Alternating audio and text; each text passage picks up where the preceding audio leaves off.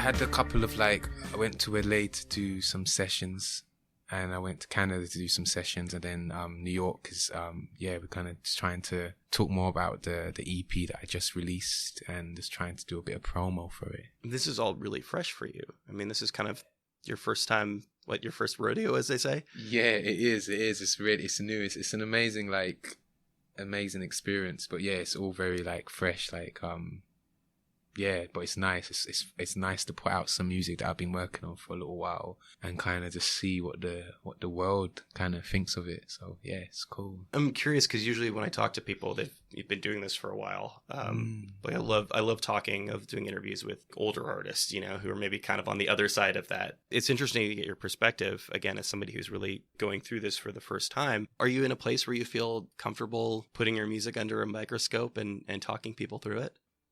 Yeah, I guess that's the whole, I love to hear other people's perceptions of the music before I even tell them what the song was actually about, because I find that really intriguing and really exciting when people tell me what the song means to them. I'm all for sharing the stories of the songs and what they're about, and it's what it's about. It's the reason why I do music, is kind of expose stories and share and connect. So do you prompt people, or do you find that people want to tell you what they think the songs are about?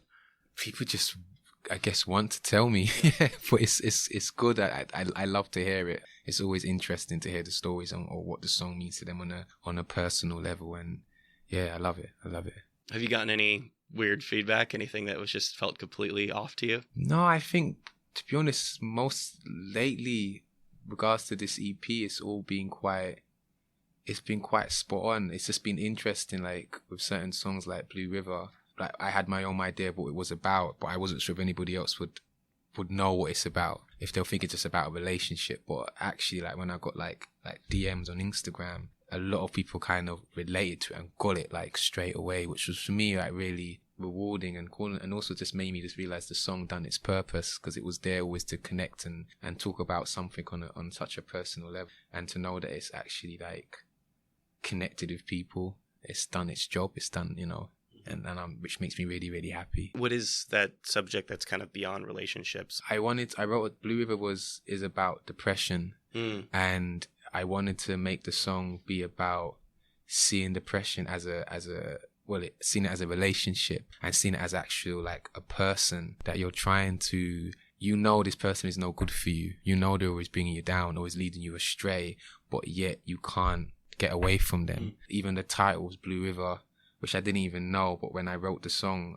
a friend of mine who did suffer from depression said to me the title also caused her effect, because she said when she was getting counselling, they asked her how does it feel to be depressed, and she said it's like being in an ocean and being the only one in a massive ocean. So she said the title, before she even heard the song, she kind of knew what it was going to be about because of the title called Blue River. So that was also quite interesting. But yeah, that was the kind of aim of Blue River, to kind of make into a relationship, and to go on that journey of talking about how it's just making you feel internally. That's interesting. I think Churchill called it his black dog of depression. Oh wow! How did you settle on that metaphor? That's dark. Blue River, on the base of it, obviously, blue has blue, feeling blue. Yeah. Depression, it isn't necessarily a negative metaphor. No. I guess it could be termed in positive and negative. How did you settle on that as a descriptor for what you were feeling? I think for me, when I wrote, it was more on the perspective of really close friends, and you were trying to tell their story? Trying to tell the story, and also just trying to talk about, I guess, we all sometimes just feel a bit low. So I was trying to use that perspective, also using when I felt really low. And I just wanted it to sound, the aim was just to make it to sound really like a relationship, and really, really personal, really you want to stay away, but it's just keep pulling you back in. Depression is interesting because I thought I had experienced it before, but a couple years ago, I think I got to a point where it was really, I was like, oh, this is it. In the same way that you get these ideas of what love is, and you have your first relationship, you're I experienced it, and then you actually experience it, whoa, yeah, this is a lot deeper. Do you feel like have experienced depression on that level? I think I've had times of feeling low. Sure. I don't think I've experienced to that level. hopefully I won't experience it to that level, but I haven't. I've had a lot of friends and family that have gone through it. So yeah, seen it firsthand. And also the thing is, I think with depression, it's not something that ever goes away. You just learn to kind of live with it and cope and find ways of coping with that feeling. It's a good metaphor from the standpoint of, I think the difference between suffering depression and being depressed is when you are just depressed, you can see a way out. Yeah. There's a causal relationship where you can kind of point to something. You're like, oh, my boyfriend or girlfriend broke up with me or lost my job. Yeah. But depression is much more intangible. And that's why the water metaphor, I think, is a really good one. I've had this happen too, where I put something down on paper and somebody's explained it to me. And I'm like, oh, you found, I don't know, maybe subconsciously. You know what I mean? Maybe I had some seeds. I kind of knew what I was doing. Yeah. You found much deeper meaning in that than I actually knew I was. Yeah, I mean, I always kind of knew what I wanted it to be about. I kind of knew as soon as I wrote I wrote down Blue River like maybe 2 weeks ago before I actually wrote the song. It just came into my head, Blue River. You wrote the phrase. Yeah, the phrase Blue River, and I didn't know what. Because sometimes ideas come into my head, or I see something on a book, or when I'm on the street or on the bus, and I just write it down in my little pad. And I went into the session, and the guy I was working with was just playing guitar, and I just started singing Blue River, and then we was just like, what does this mean? And then I had to I like to always take a bit of a step back before I start beginning to write, just so I can get a story. And then I just thought, just Blue River, and then I just thought about, it should be, the chords just made it sound like it's a journey.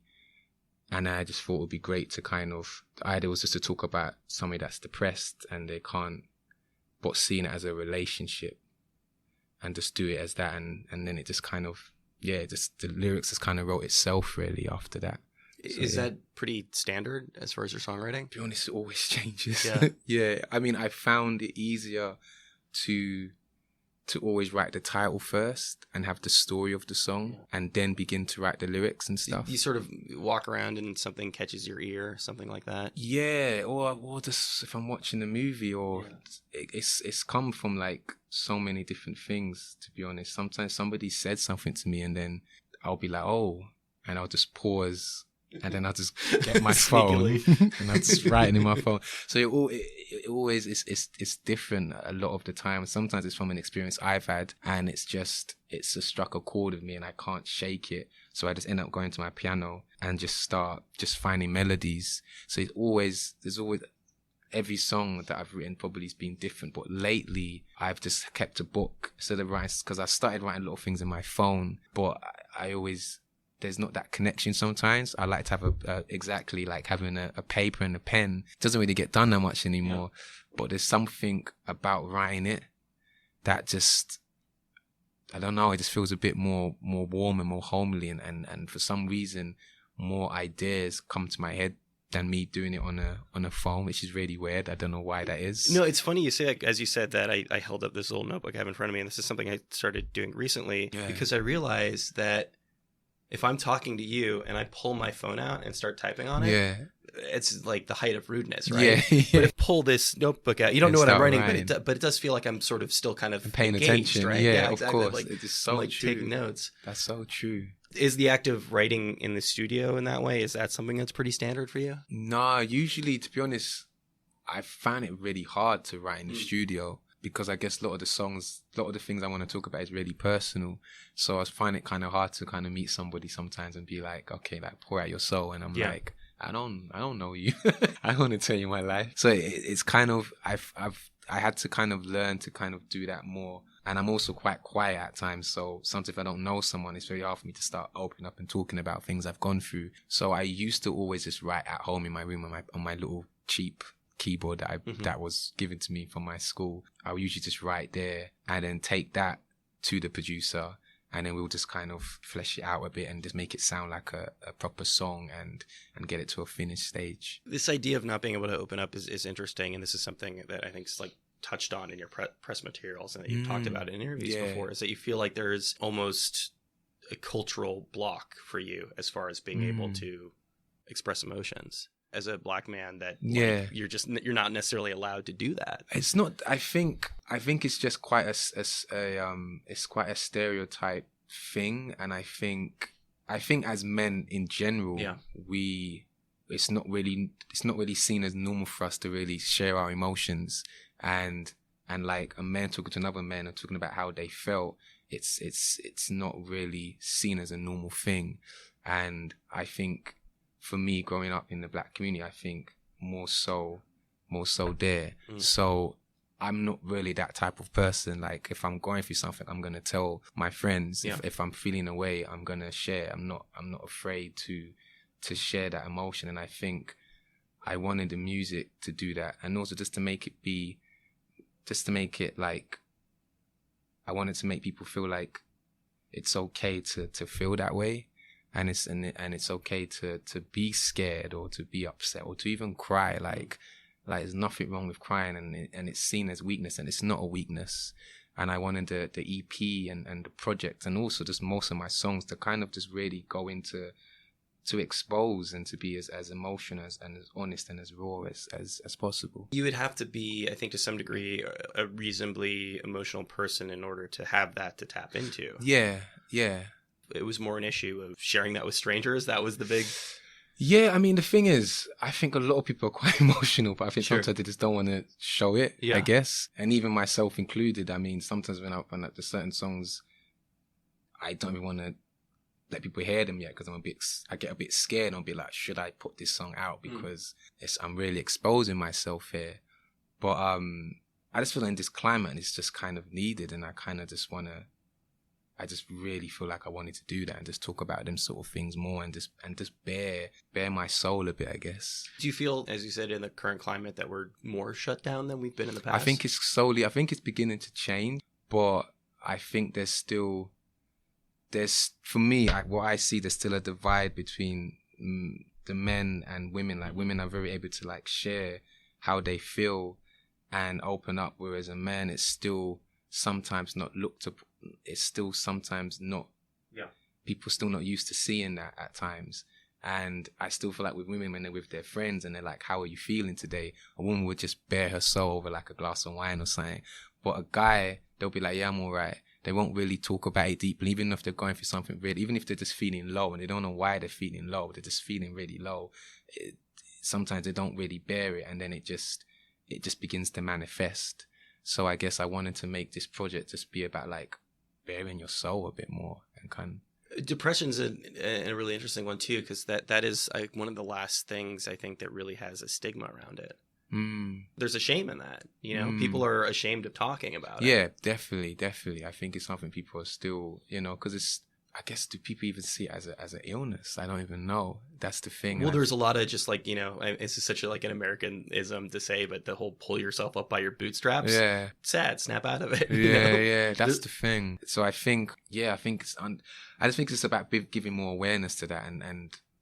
But yeah, it's still kind of seen as people just don't want to really talk about it. And it's especially in like the Western world, there's so many people that suffer from depression because the life is so fast and there's so much stuff they feel the need to do, and they feel there's so much pressures. So it should be more talked about, and there should be like even more support and more awareness about it. Is it harder or easier to tackle a subject like that if it's something that you're sort of dealing with through friends versus having dealt with yourself? I mean, me and my mates, I guess we're quite odd in a way that we talk a lot about a lot of stuff. I guess I felt low, so I guess there has been times I felt kind of low, so I kind of used that.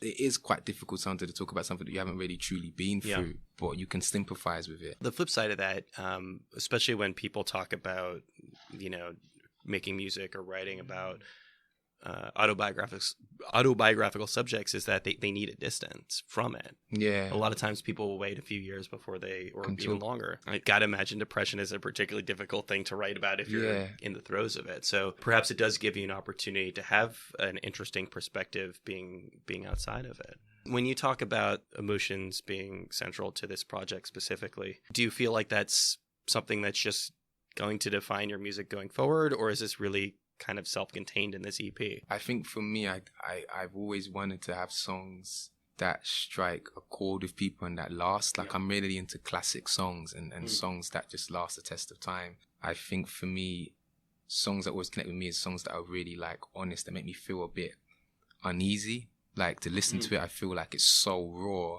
that I feel a bit uncomfortable listening to it. That it's like touched you in a place that... Yeah, and I'm like, oh, how did you know? How did you know me? Kind of thing. And I think I kind of wanted to make music like that in some capacity. And I just wanted to, I don't know, it's weird because I didn't even think about like some of the songs like A Prayer and some other, and Keep Your Head and even Blue River when I did it, I didn't really think it was really that like bearing my soul. I just thought it was just everybody does it like this. And it was only when I started playing it to other people and they was like, oh, it's really honest and really raw. And I'm like, is it? Just, I didn't really think like it was that, but I guess people saw it as that. And then the more and more we put out the music, then I can understand, I could start to see people's like responses to it. I realized actually this is kind of connecting, and it is kind of talking to people's like some subconscious. And it made me more realize, like, I guess made me kind of visualize my own project a bit more, not just the EP, but just in general, that I kind of feel like I want to do a project that is really just stripping it all back and really bearing my soul, like the good and the bad sides, and just talking about things that have always been in my head and all things that I've seen, and just kind of, and just bearing it, hopefully that it will just connect to other people and stuff and make them not feel alone, not feel like they're the only one that's gone through that. So I guess it's going to be, just across the whole project. The way you discussed it before, that changes a little bit, but it almost sounded like you're approaching it like a concept record.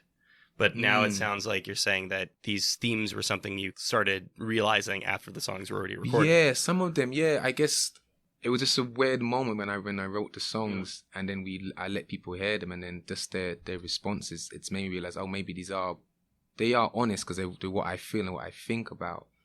But I just thought like it's just like other people's songs. It's still, I didn't really think much more than that. But it did make me want to make sure I do a record, or the second releases and the ones after that the aim is to kind of tell a story with it. And that came from just getting some of the records finished. It kind of made me just have more of a vision for the project and for the rest of the songs that are going to be coming out after this. Do you think that expressing this in music allows you to be rawer and more honest than you would be otherwise? Yeah, because I think like I'm not a massive like talker, even though I'm doing talking. Great so far. So I've always found it like easier to kind of talk. I find music has always been a great way to kind of express. Yeah. And so I find it much more. Yeah, it's just easier to connect and to express myself through songs. But has it had an effect on you outside of music? Has sort of tapping into this stuff changed your relationship to these subjects? It's made me connect like more with like my spirit, I guess, in some ways. And it's made me try to remember certain past experiences a bit more and try to, I guess, understand them a bit more, if that makes sense. Yeah. So that's what it's kind of done. Yeah, that's what's kind of done for me, kind of like in some ways, some sort of like internal counseling or something like that. So I've talked to some songwriters, especially people who write skeletal structures for music, like kind of the old-fashioned way, like on a guitar or on a piano. And there's this notion that a really good song is one where you can kind of strip away all the production.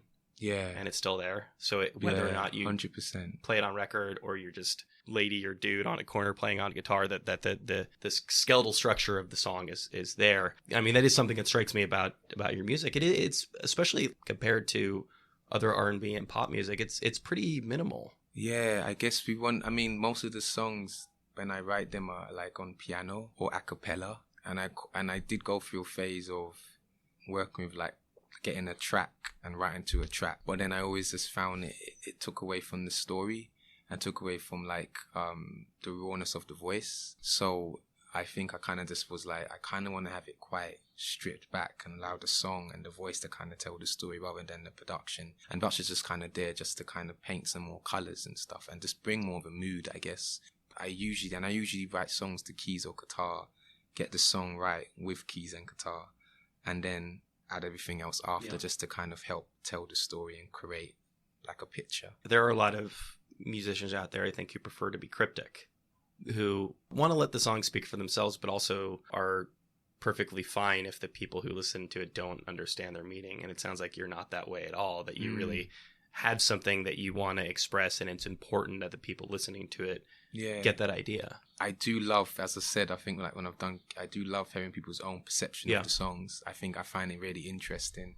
I'd also like to tell the story of the songs and what the songs mean to me, and why I wrote it and what it's about. So it kind of, both ways is fine for me, to be honest, because I love hearing other people's perceptions of the songs. At what point did you realize that this was something that you really, really wanted to do in earnest, that you really just wanted to be a full-time musician? Honestly, I probably thought I wouldn't be, if I'm honest. I mean, I had a job, part-time job, and I was doing like a bit of backing singing as well. What was your part-time job?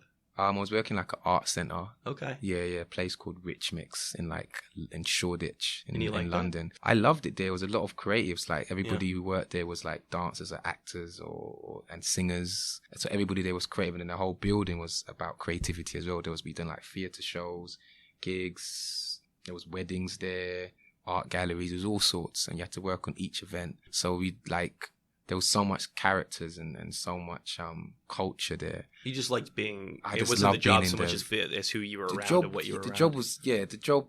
It was a job. It was more... It was a job, yeah. It was more about the people and the things that I got to experience when I was there. And I did music on the side. I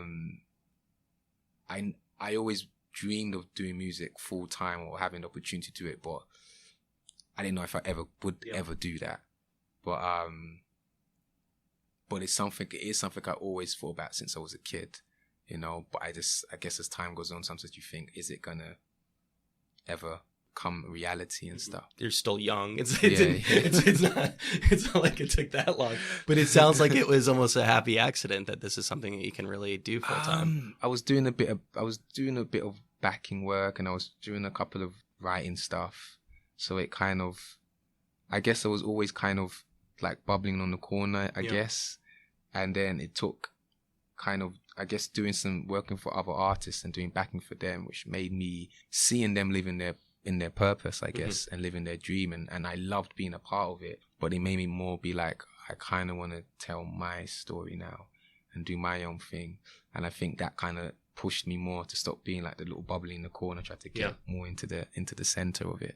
So yeah. You come from a creative family. Yeah, everybody's kind of like, they draw and paint and stuff. Nobody sings, or not good in a way. Nobody sings, but even if you don't have any musicians in your family, it's useful to have people who like understand the creative side of things. They're all like, my brothers and my sister, all creatives, and they love music as well. So that's like, they're always playing a bunch of different styles of music. So that's always nice. So yeah. So no one ever told you this was a crazy dream? No. Nobody told me. It was just only one day I was just like with my brothers in the kitchen, and then I can't remember why, I sang something, and they was like, "Oh, you can," because they didn't know I could sing, and I was like, "Oh, you can sing." Wait. How long ago was that? That was like, I was in primary school, so I must have been about maybe 8 or 9. Okay, so it's not like 2 months ago they realized. Okay.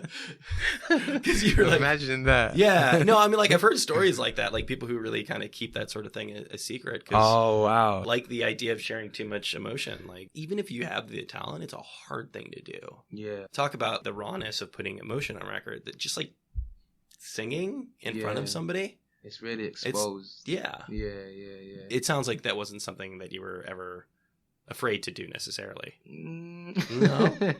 Was it in front of strangers when it really got tough? I mean, even now sometimes. Yeah. Like, sometimes you do feel, you get a bit like self-conscious, because you are just standing there and like you're singing, and you're still bearing out your soul. So sometimes it can be a bit.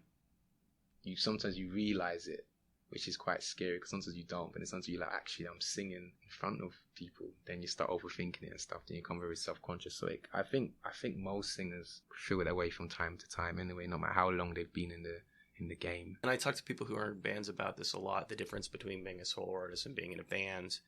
This is especially the case with you, because you're also writing these songs, and also, as we said on record, and I assume this translates to live, that things are relatively minimal. You don't have a lot of stuff to fall back on. There's nothing to hide behind. If something goes wrong, it's probably your fault. You know? Yeah, no, it is. Yeah, it's true. I guess. Yeah, it's really exposed. But for me personally, it's the only way for me I'm gonna really be able to, I guess, be the artist I want to be. Yeah.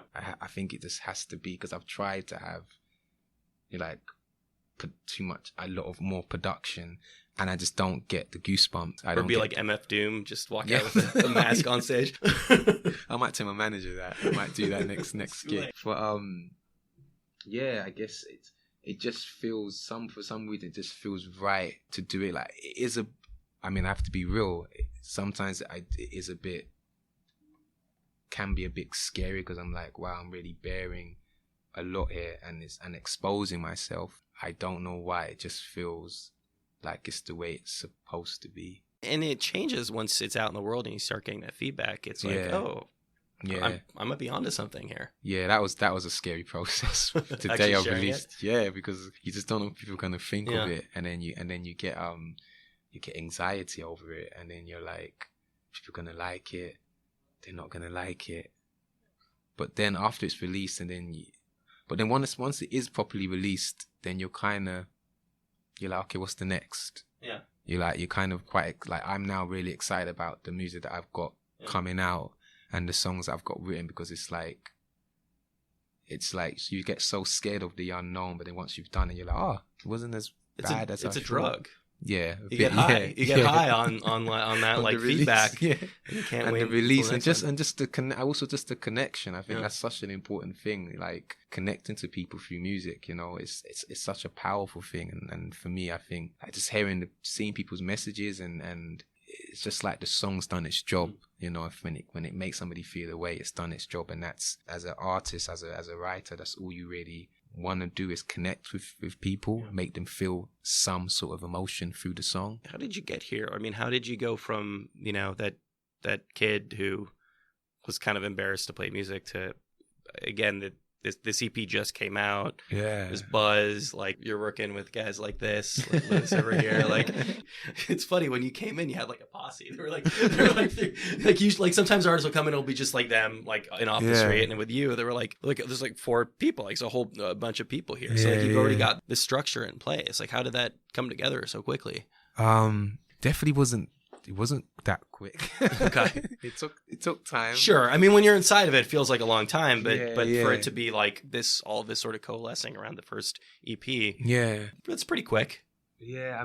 it's weird, because, like, for me, it's been such a process, like a journey, like a great journey, like good and the bad things happen. It's always learning. But, like, I feel thankful for the team I have around me, because they've really been supportive and allowed me to kind of take my time and shape a vision, and still actually growing on that vision. So I feel like really, really, really lucky. So you started recording just for yourself? Yeah. And then did you put it out on the internet? I didn't, because I was too fussy. So how did people find out about you? Well, what happened is, like, it got picked up by Annie Mac.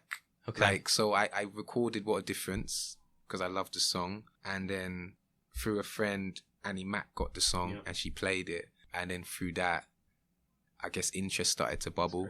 But I had that recorded quite a few years ago, and I was just like, it's not finished, and I still didn't feel like it was finished. But then it got playing, and then it actually sounded all right on the radio, and I was like, oh, maybe it is finished. But I think that was just the start of people getting interested and trying to find who is Junior and stuff like that. Are you a perfectionist when it comes to your tracks? Sometimes, I think so. Yeah. I find it very hard to be like, it's done. I always want to do another vocal or take something out. I don't know. Sometimes you over, with this EP in particular as well, I did over 40 and was like, it doesn't feel ready.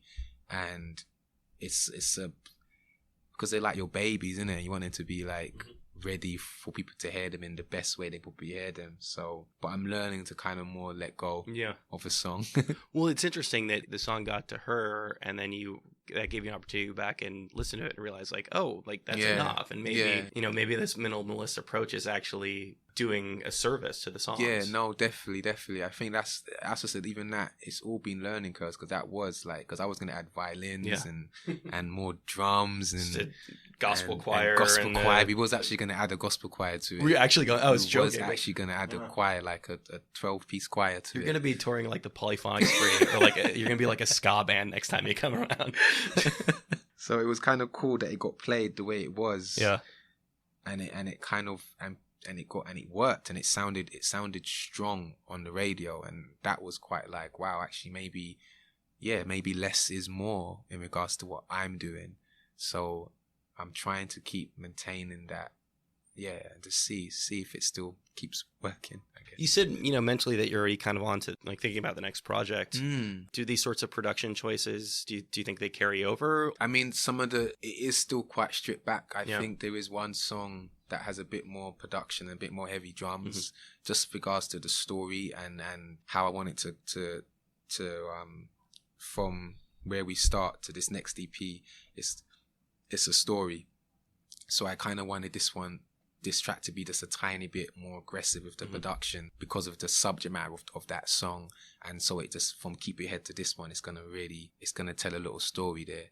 So, but most of the other songs, they are still quite stripped back and focused on like the voice and the harmonies and the story and the lyrics and stuff. There you go. That was Junior Williams. His EP, Where We Start, is out now on Insanity Records, thanks to him. As I mentioned during the conversation, oftentimes we'll interview some folks who've been around the block a few times, so it's nice catching up with some of these new to the industry, and I think very fitting that this came right after an interview with Bruce Hornsby on the show. Thanks so much to him. Thanks to you guys, as always, for listening to the program. If you like the show, there are a number of ways to support us. You can rate and review us on iTunes, Google Podcasts, we're on Spotify, YouTube now. If you have any feedback, it's rylcast@gmail.com. Follow us on Tumblr, that's rylcast.tumblr.com. That is the first and best place to get all of our RIYL related information. And that's about all we got for this week, so stick around because we're going to be back in a few days with another episode of RIYL.